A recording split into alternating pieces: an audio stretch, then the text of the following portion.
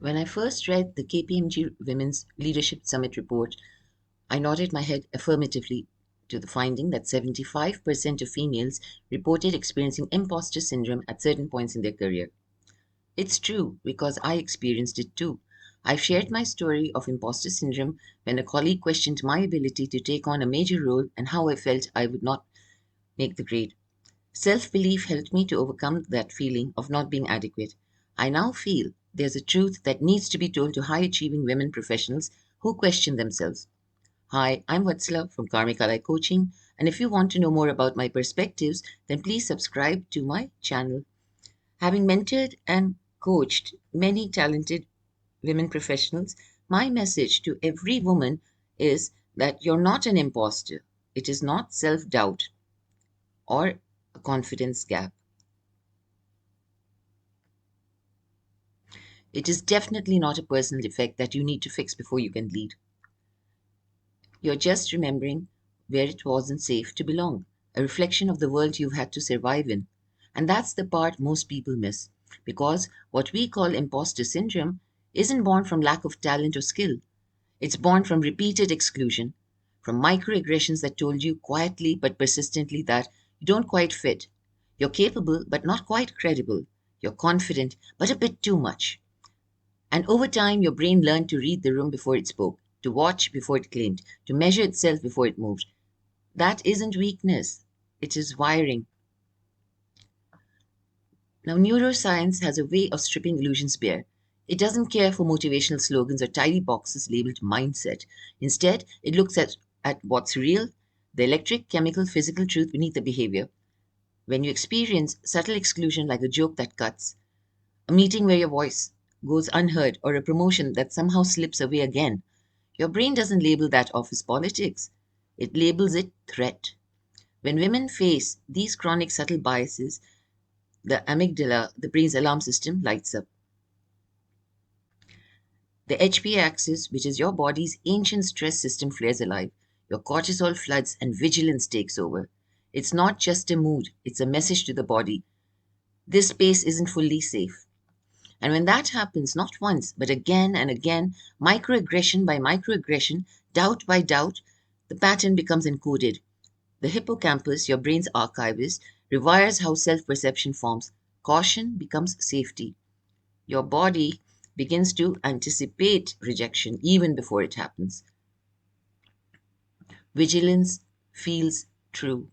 So when you walk into that boardroom and your pulse spikes, that's not irrational fear. That flicker of maybe I'm not good enough isn't a moral failure. It's neurobiology doing its job of protecting you from invisible danger. So your body isn't broken. It's brilliant at remembering what it took to stay safe. And here's the truth that most people miss. What's labeled imposter syndrome is, for many women, not a pathology, but a pattern of protection. When your environment withholds validation, or when authority looks like someone else, when feedback softens instead of strengthens, or when competence is constantly re-auditioned, your brain stops assuming belonging.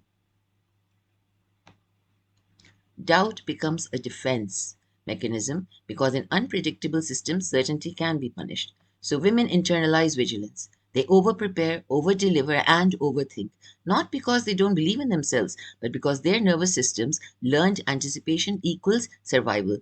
And then cruelly, that adaptation is renamed a flaw. Culture points to it and says, see, you don't believe in yourself enough. We are told women just need more confidence. Lean in harder. Silence the inner critic. As if doubt is a glitch, not data. The lie is that imposter syndrome is an internal defect. The truth? It's an external design, a mirror of systemic bias reflected inward. Let's be honest.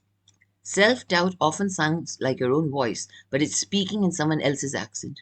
The one that told you that you had to earn your belonging, that leadership required perfection, or that being likable mattered more than being right. So you start performing certainty instead of living it. You smile when you want to speak. Over prepare because you've been underseen and nod through moments that deserved disruption. And yet, even as you doubt yourself, you deliver. You lead with precision, hold space for others, and you get things done that others only plan. But the system rarely mirrors that back to you. So your nervous system stays in a loop. Perform, prove, pause, question. This point of view is supported by others. In a 2021 Harvard Business Review article titled Stop Telling Women They Have Imposter Syndrome, the authors argue that imposter syndrome puts the blame on individuals without accounting for the historical or cultural contexts that are foundational to how it manifests. In other words, it's not a failing, it's a response. It's what happens when high performing people are continually asked to prove they belong. So you see, systems are clever. They make individuals feel responsible for collective design flaws. The fix yourself narrative keeps the structure intact. But look closer. The myth that women must lean in harder, be tougher, be louder rests on the illusion that the playing field is level. It's not. Bias is not just attitude, it's architecture. It lives in who gets mentorship, who's called ambitious versus aggressive, whose mistakes are forgiven and whose become warnings. It's invisible until you hit it, and when you do, the shock resets inwards, turning structural friction into personal shame. This is how systems manufacture imposters, not out of malice, but repetition. It is through the daily training of women's nervous systems to self monitor just to belong. I agree with Shari Dunn in her analysis that to move beyond imposter syndrome, we must reframe it as a systemic issue rather than an individual failing. Workplaces must become environments where microaggressions, implicit bias, and inequitable opportunities are actively dismantled. Women must recognize that self doubt often reflects competency checking, not their actual abilities. Let's rewrite the story. What you've called imposter syndrome is actually imposter conditioning, a conditioned survival response, not a flaw to fix, but a signal to decode. It says, you've been adapting, not you're failing. In that reframe, self doubt isn't a weakness, it's awareness, the body's reminder that safety was never guaranteed. Confidence isn't the absence of doubt, it's the ability to hold doubt and move away. The goal isn't to silence that inner voice, it's to teach it context, to remind it that fear once served a purpose but doesn't have to run the show anymore. The question isn't, how do I stop feeling like an imposter? It's, who taught me to question my belonging in the first place? And once that shift lands, everything changes. The narrative moves from shame to sovereignty. The shift goes from self fixing to self understanding, from I'm not enough to I was never the problem. Imagine if organizations stopped diagnosing imposter syndrome and started treating it as data. If entire groups feel like outsiders in the same rooms, the problem isn't confidence but context. Meetings would shift, mentorship would deepen, leadership pipelines would widen.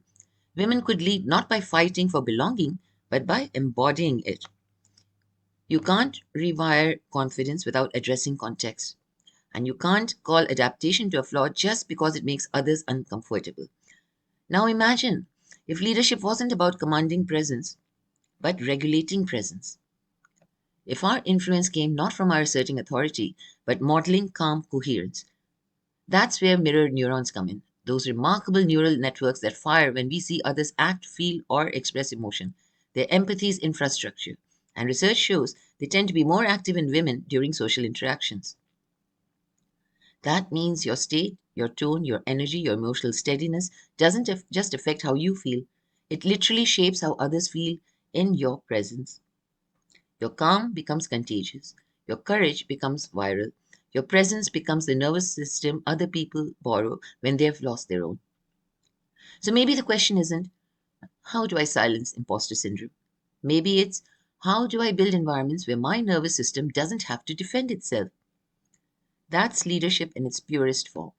Not a top down command, but the invisible choreography of human nervous systems syncing to one steady signal. True influence isn't asserted, it's absorbed. Liberation becomes with recognition. Your doubt was never proof of deficiency, it was proof of resilience. The body's you're staying alert in spaces not yet designed for your comfort. So let that sink in. Let it dismantle the shame. Let it rewrite what you think strength looks like. Then rebuild. Rebuild confidence as presence, not performance. Rebuild leadership as resonance, not reaction. Let your nervous system finally exhale because nothing commands a room like a woman who understands there was never anything wrong with her, only with the mirror she was forced to look into. Here's the reframe most women never hear. Your doubt isn't evidence of lack, it's evidence of sensitivity. And sensitivity is a leadership advantage when guided, not suppressed.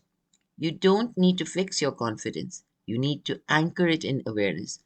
Stop fighting your nervous system and start leading with it.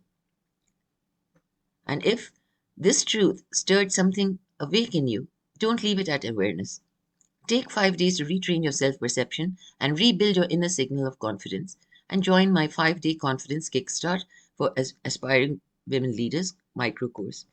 5 days, 5 focus shifts, one new way of being seen. Because the world doesn't need women who doubt less. It needs women who finally realize their doubt was never the problem. It was the evidence they were awake. And that's what I teach in the 5-day confidence kickstart for aspiring women leaders.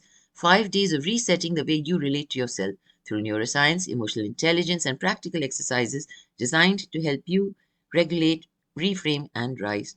No hype, no hustle, just grounded confidence built from the inside out. Because when your inner chemistry stabilizes, your outer credibility skyrockets. So step into your next level of presence with this micro course.